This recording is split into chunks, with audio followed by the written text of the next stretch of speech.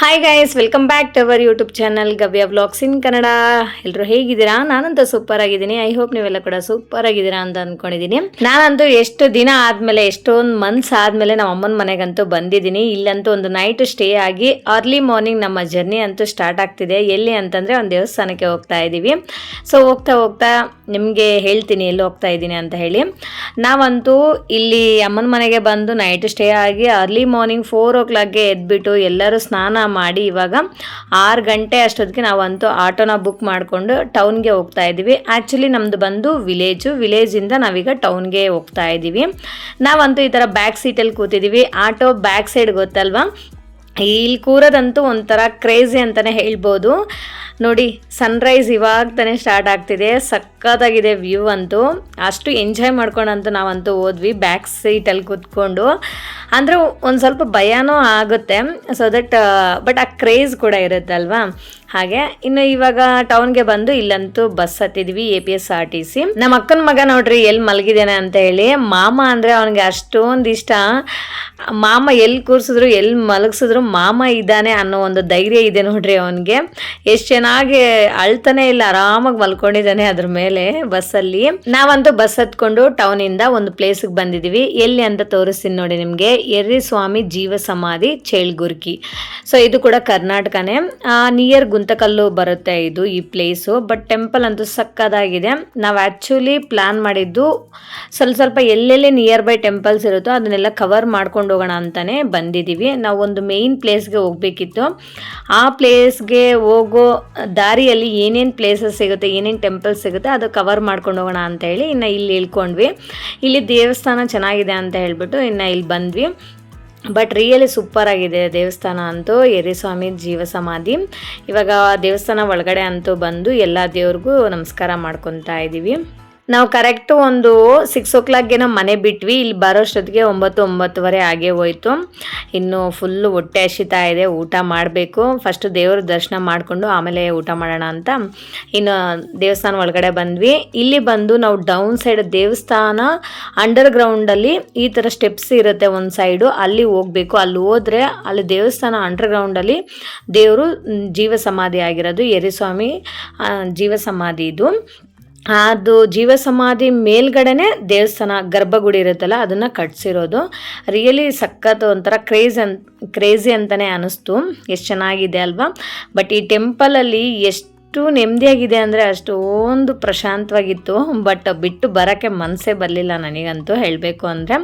ನೋಡಿ, ನಮ್ಮ ಅಜ್ಜಿನಿ ಸಮೇತ ಕೆಳಗೆ ಇಳಿದು ದೇವರಿಗೆ ದರ್ಶನ ಮಾಡ್ಕೊಂಡು ಬಂದರು. ಅದೊಂದು ಹಗ್ಗ ಕಟ್ಟಿದ್ದಾರಲ್ವ, ಅದ್ರ ಸಪೋರ್ಟಾಗಿ ನಾವು ಕೆಳಗೆ ಇಳ್ಕೊಂಡು ಮೇಲಕ್ಕೆ ಬರ್ಬೋದು. ಮತ್ತು ಇಲ್ಲಿ ಎರ್ರಿಸ್ವಾಮಿದು ಫೋಟೋ ಇಟ್ಟಿದ್ದಾರೆ, ಅದು ಒಂಥರ ತೊಟ್ಲಲ್ಲಿ. ಅದನ್ನು ನಾವು ಮನಸ್ಸಲ್ಲಿ ಅಂದ್ಕೊಂಡು ತೂಗಬೇಕು, ದೇವ್ರಿಗೆ ನಮಸ್ಕಾರ ಮಾಡಿಕೊಂಡು. ಅದು ಏನಕ್ಕೆ ಪರ್ಪಸ್ ಅಂದರೆ, ಇನ್ನು ತೊಟ್ಲು ಏನಕ್ಕೆ ತೂಗ್ತಾರೆ ಹೇಳಿ, ಮಕ್ಕಳು ಆಗದೆ ಇರೋರು, ಇಲ್ಲ ನಮಗೆ ಸಂತಾನ ಪ್ರಾಪ್ತಿ ಬೇಕು ಅಂತ ಬೇಡ್ಕೊಂಡು ನಾವು ತೊಟ್ಲನ್ನ ಒಂದು 3 ಸತಿ ತೂಗಿದ್ರೆ ಸಂತಾನ ಆಗುತ್ತೆ ಅಂತ ಹೇಳಿ ತುಂಬ ಜನ ನಂಬಿದಾರಂತೆ. ಇಲ್ಲಿ 100% ಆಗುತ್ತೆ ಅಂತ ಹೇಳ್ತಾರೆ. ದೇವ್ರ ದರ್ಶನ ಎಲ್ಲ ಮಾಡಿಕೊಂಡು ಇನ್ನು ದೇವಸ್ಥಾನ ಸುತ್ತು ಒಂದು 2-3 ರೌಂಡು ಪ್ರದರ್ಶನ ಮಾಡೋಣ ಅಂತ ಬ್ಯಾಕ್ ಸೈಡ್ ಬಂದ್ವಿ. ಹಾಗೆ ಪ್ರದರ್ಶನ ಎಲ್ಲ ಮಾಡಿಕೊಂಡು ಇನ್ನು ಹೊಟ್ಟೆ ಅಂತೂ ಸಿಕ್ಕಾಪಟ್ಟೆ ಹಸಿತಾ ಇತ್ತು. ನಾವಂತೂ ಮನೆಯಿಂದ ಚಿತ್ರಾನ್ನ ತೊಗೊಬಂದಿದ್ವಿ. ಎಲ್ಲರೂ ಕೂತ್ಕೊಂಡು ಚಿತ್ರಾನ್ನ ತಿಂತಾ ಇದ್ದೀವಿ. ಇನ್ನೇನು ಪ್ರಸಾದ ಕೊಡೋ ಟೈಮ್ ಆಯ್ತು ಅಂತ ಹೇಳಿದ್ರು. ಅಂದರೆ 11:30ಗೆ ಪ್ರಸಾದ ಸ್ಟಾರ್ಟ್ ಆಗುತ್ತೆ ಅಂತ. ನಾವಿಲ್ಲಿ ಆಲ್ರೆಡಿ 10 o'clockಗೆ ತಿಂತಾ ಇದ್ದೀವಿ. ಸರಿ ಹೋಗಲಿ ಅಂತ ಹೇಳ್ಬಿಟ್ಟು ಇನ್ನು ತಂದಿರೋ ಊಟನ ವೇಸ್ಟ್ ಮಾಡೋಕ್ಕಾಗಲ್ವಲ್ಲ, ಅದಕ್ಕೋಸ್ಕರ ಇನ್ನೆಲ್ಲರೂ ಕೂತ್ಕೊಂಡು ಚಿತ್ರಾನ್ನ ತಿಂದ್ವಿ. ಅಷ್ಟರಲ್ಲಿ ಇನ್ನೇನು ಪ್ರಸಾದನೂ ಕೊಡ್ತಾಯಿದ್ರು. ಪಾಯಸ ಮತ್ತು ಅನ್ನ ಸಾಂಬಾರು ಪಲ್ಯ ಎಲ್ಲ ಇತ್ತು. ಅಟ್ಲೀಸ್ಟ್ ಪಾಯಸ ಸ್ವೀಟ್ ಆದರೂ ತಿನ್ನೋಣ ಅಂತ ಹೇಳಿ ಬಂದ್ವಿ. ಇದು ಗೋಧಿ ರವೆಯಲ್ಲಿ ಮಾಡಿರೋ ಪಾಯಸ ರಿಯಲಿ ಸಕ್ಕದಾಗಿತ್ತು. ನನಗಂತೂ ಎಕ್ಸ್ಪೆಷಲಿ ದೇವಸ್ಥಾನದಲ್ಲಿ ಸ್ವೀಟ್ ಏನೇ ಕೊಡಲಿ, ಸ್ವೀಟ್ ಅಂದರೆ ನನಗೆ ಸಖತ್ ಇಷ್ಟ ಆಗತ್ತೆ. ಪ್ರಸಾದ ತಿನ್ಕೊಂಡು ಮತ್ತೆ ಇಲ್ಲಿಗೆ ಬಂದ್ವಿ. ಎರ್ರಿಸ್ವಾಮಿ ತಾತಯ್ಯ ನಮಃ ಅಂತ ಇದೆ ನೋಡಿ ಅಲ್ಲಿ. ಇಲ್ಲಿ ಎರ್ರಿಸ್ವಾಮಿ ತಾತ ಅವ್ರದ್ದು ಎಲ್ಲ ಚರಿತ್ರೆ ಫೋಟೋ ರೂಪದಲ್ಲೆಲ್ಲ ಹಾಕಿದ್ದಾರೆ. ಇಲ್ಲಂತೂ ಒಂಥರ ಪೀಸ್ಫುಲ್ಲಾಗೆ ಸಕ್ಕದು ತಣ್ಣಗಂತೂ ಇತ್ತು. ಆರಾಮಾಗಿ ಕೂತ್ಕೊಂಡಿದ್ವಿ. ಊಟ ಎಲ್ಲ ಮುಗ್ದಿತ್ತಲ್ಲ, ರಿಯಲಿ ಬಿಟ್ಟಿದ್ರೆ ಆರಾಮಾಗಿ ಒಳ್ಳೆ ನಿದ್ದೆ ಮಾಡ್ಬೋದಿತ್ತು. ಅಷ್ಟು ಕೂಲಾಗಿತ್ತು. ಯಾಕಂದರೆ ಹೊರಗಡೆ ಬಂದರೆ ಭಯಂಕರ ಬಿಸಿಲಿದೆ ಅಲ್ವಾ, ಅಷ್ಟು ತಣ್ಣಗಿದೆ ದೇವಸ್ಥಾನದ ಒಳಗಡೆ. ಹಾಗೆ ದೇವಸ್ಥಾನ ಹತ್ರ ಯಾರೋ ಒಬ್ಬ ತಾತ ಕಣ್ಣಲ್ಲಿರೋ ಕಲ್ಲುಗಳು, ಆ ಥರ ಧೂಳು, ಆ ಥರ ಎಲ್ಲ ಕ್ಲೀನ್ ಮಾಡ್ತಾರೆ ಅಂತ ಹೇಳಿದರು. ಸೊ ದಟ್ ನಾವಂತೂ ಇಲ್ಲಿಗೆ ಬಂದ್ವಿ. ಈ ತಾತ ಅದು ಏನು ಮ್ಯಾಜಿಕ್ ಮಾಡ್ದವ್ರು ರಿಯಲಿ ನನಗಂತೂ ಗೊತ್ತೇ ಇಲ್ಲ. ಯಾಕಂದರೆ ಅವ್ರ ಕೈಯಲ್ಲಿ ಏನೂ ಇರಲಿಲ್ಲ ಫ್ರೆಂಡ್ಸ್. ರಿಯಲಿ ಕಣ್ಣು ನಮಗೆ ಮೇಲ್ಗಡೆ ರೆಪ್ಪೆ ಇರುತ್ತಲ್ಲ ಅದನ್ನು ಮಾತ್ರ ಸ್ವಲ್ಪ ಅದು ತುಂಬ ಲೈಟಾಗಿ ಅಂತಾರೆ, ಪ್ರೆಷರ್ ಕೂಡ ಕೊಡೋದಿಲ್ಲ. ಹಂಗಂತೂ ಈ ಸೈಡಲ್ಲಿ ಮೂಗು ಇರುತ್ತಲ್ಲ ಆ ಸೈಡಲ್ಲಿ ಈ ಎಡ್ಜಲ್ಲಿ 2 ಕಡೆನೂ ಆ ಕಲ್ಲುಗಳನ್ನೆಲ್ಲ ತೆಗಿತಾರೆ.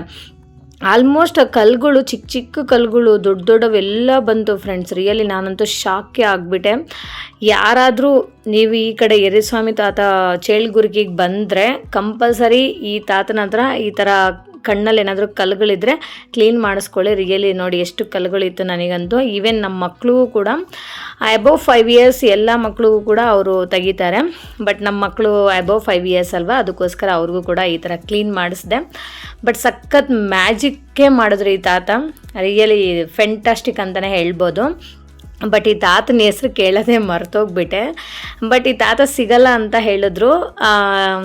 ಬೇರೆ ಬೇರೆ ಕಡೆ ಎಲ್ಲ ಕೂಡ ಹೋಗ್ತಾ ಇರ್ತಾರೆ ಅಂತ ಹೇಳಿ. ಬಟ್ ಪೌರ್ಣಮಿ ದಿನ ಮಾತ್ರ ಕಂಪಲ್ಸರಿ ಈ ಪ್ಲೇಸಲ್ಲಿ ಇರ್ತಾರೆ ಅಂತೆ ಚೇಳ್ಗುರ್ಕಿಯಲ್ಲಿ. ಯಾಕೆಂದರೆ ಪ್ರತಿ ಪೌರ್ಣಮಿಗೆ ಜನಗಳು ಜಾಸ್ತಿ ಬರ್ತಾರೆ ಈ ದೇವಸ್ಥಾನಕ್ಕೆ ಅಂತ ಹೇಳಿದ್ರು. ಆ ಟೈಮಲ್ಲಿ ಈ ತಾತ ಕೂಡ ಅಲ್ಲೇ ಇರ್ತಾರೆ. ಎಲ್ಲಿ ಅಂತಂದರೆ ಆ ದೇವಸ್ಥಾನಕ್ಕೆ ಆಪೋಸಿಟಲ್ಲೇ ಕೂತ್ಕೊಂಡಿರ್ತಾರೆ. ಸೊ ಇಲ್ಲೊಂದು ಹೋಟೆಲ್ ಇದೆ, ಒಂದು ಚಿಕ್ಕ ಹೋಟೆಲು. ಸೊ ಇಲ್ಲೇ ಕೂತ್ಕೊಂಡಿರ್ತಾರೆ ಆ ತಾತ. ನೋಡಿ ದೇವಸ್ಥಾನ ಇಲ್ಲಿದೆಯಲ್ಲ ಆಪೋಸಿಟಲ್ಲೇ ಕೂತ್ಕೊಂಡಿರ್ತಾರೆ. ಯಾರಾದ್ರೂ ಕೇಳಿದ್ರು ಕೂಡ ಹೇಳ್ತಾರೆ. ಅಂದರೆ ಎರಿ ತಾತ ಟಿಫನ್ ಸೆಂಟರ್ ನೋಡಿ ಇಲ್ಲೇ ಕೂತಿರ್ತಾರೆ ಆ ತಾತ. ಕೇಳಿದರೆ ಹೇಳ್ತಾರೆ, ಅಂದರೆ ಕಣ್ಣಲ್ಲಿ ಕಲ್ಲು ತೆಗಿತಾರಲ್ವ, ಸೊ ಆ ತಾತ ಯಾರು ಅಂತ ಕೇಳಿದ್ರು ಹೇಳ್ತಾರೆ. ಇವನು ನಮ್ಮ ಅಳಿಯ ನೋಡ್ರಿ ಎಷ್ಟು ಕ್ಯೂಟಾಗಿದ್ದಾನೆ. 7 ಮಂತ್ಸ್ ಇದೆ ಇವನಿಗೆ. 7 ಮಂತ್ಸ್ಗೆ ಬಂದುಬಿಟ್ಟಿದ್ದಾನೆ ಆಚೆ ಓಡಾಡೋಣ ಅಂತ ಹೇಳಿ ಬಂದು ಎಂಜಾಯ್ ಮಾಡ್ತಿದ್ದಾನೆ. ಬಟ್ ರಿಯಲಿ ತುಂಬಾ ಸಪೋರ್ಟ್ ಮಾಡ್ದ ಅವನು. ಅಂದರೆ ಜಾಸ್ತಿ ಹಠ ಮಾಡ್ದಂಗೆ ಚೆನ್ನಾಗಿ ನಮಗೆಲ್ಲ ಕೂಡ ತುಂಬ ಸಪೋರ್ಟ್ ಮಾಡ್ದ, ಚಿಕ್ಕ ಹುಡುಗ ಆದರೂ.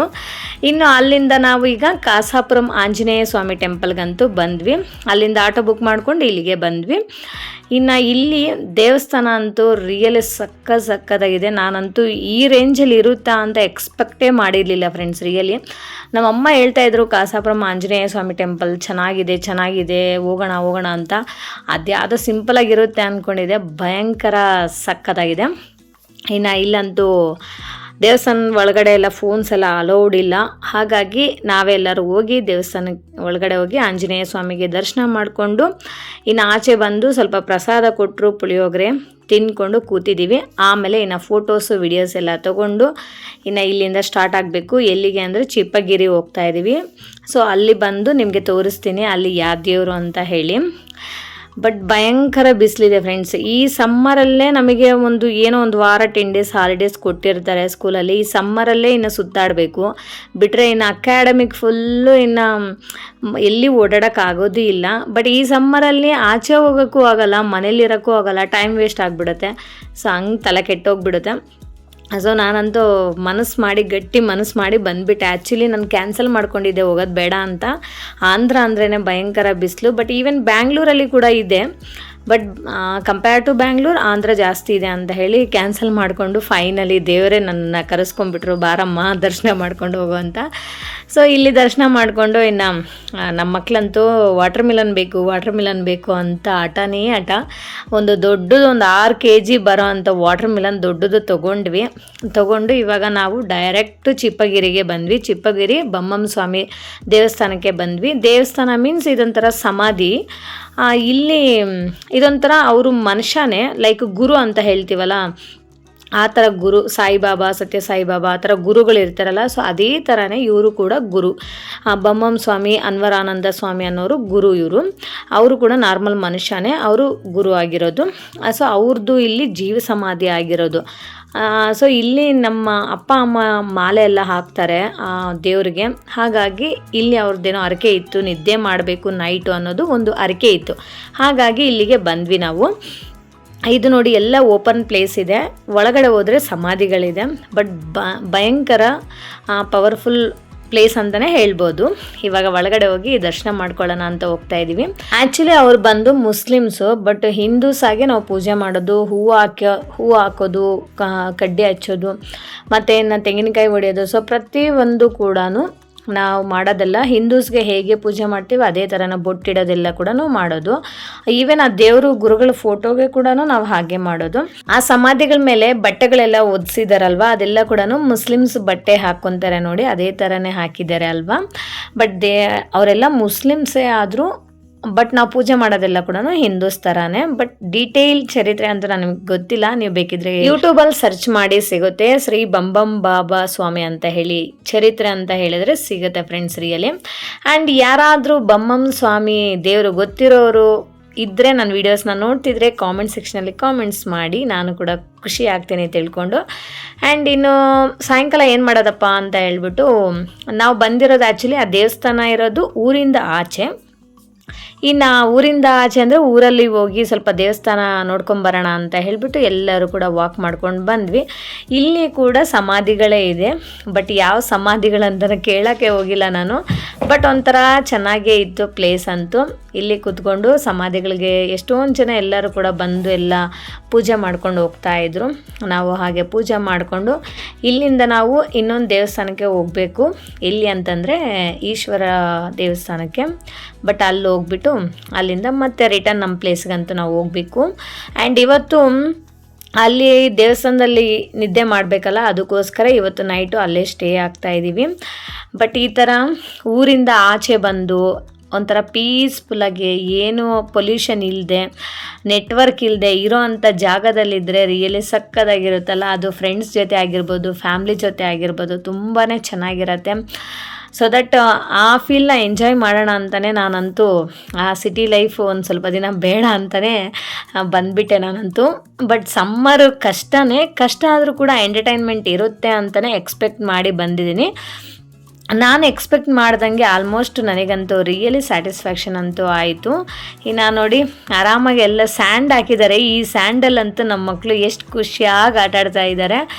ಅಂದರೆ ನಮಗೂ ಕೂಡ ಆ ಸ್ಯಾಂಡು ಸಿಕ್ಬಿಟ್ರೆ ಅಂತೂ ಒಂಥರ ಖುಷಿಯಾಗಿ ಆಟಾಡಬೇಕು ಅನ್ನೋ ಫೀಲೇ ಬರುತ್ತೆ. ನಮ್ಮ ಚಿಕ್ಕವಳಂತೂ ಅವಳಿಗೆ ಮಣ್ಣು ಅಂದರೆ ಅಷ್ಟೊಂದು ಇಷ್ಟ, ಅಷ್ಟು ಚೆನ್ನಾಗಿ ಆಟಾಡ್ತಿದ್ದಾಳೆ ನೋಡಿ. ಇವಾಗ ಇಲ್ಲಿಂದ ಈಶ್ವರ ದೇವಸ್ಥಾನಕ್ಕಂತೂ ಹೋಗ್ತಾ ಇದ್ದೀವಿ. ದೇವಸ್ಥಾನ ಚೆನ್ನಾಗಿದೆ ಅಂತ ಹೇಳಿ ಅಮ್ಮ ಕರ್ಕೊಂಡು ಹೋಗ್ತಾ ಇದ್ದಾರೆ.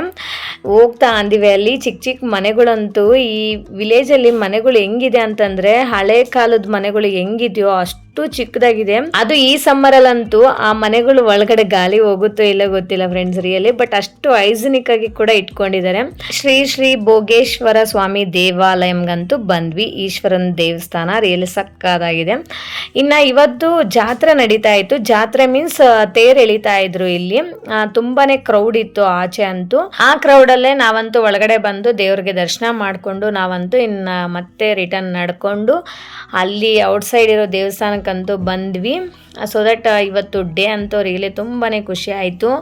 ಸೊ ಇಷ್ಟೇ ಫ್ರೆಂಡ್ಸ್ ಇವತ್ತಿನ ವ್ಲಾಗ್. ಈ ವ್ಲಾಗ್ ನಿಮ್ಗೆ ಇಷ್ಟ ಆಗಿದರೆ ಪ್ಲೀಸ್ ಒಂದು ಲೈಕ್ ಮಾಡಿ, ಶೇರ್ ಮಾಡಿ, ವಿಡಿಯೋ ಹೇಗಿದೆ ಅಂತ ಒಂದು ಕಾಮೆಂಟ್ ಮಾಡಿ. ಆ್ಯಂಡ್ ದಯವಿಟ್ಟು ಪ್ಲೀಸ್ ಸಬ್ಸ್ಕ್ರೈಬ್ ಮಾಡಿಕೊಂಡು ನನ್ನ ಕೂಡ ಸಪೋರ್ಟ್ ಮಾಡಿ. Okay, thank you for watching. See you in the next vlog. Okay, bye, take care.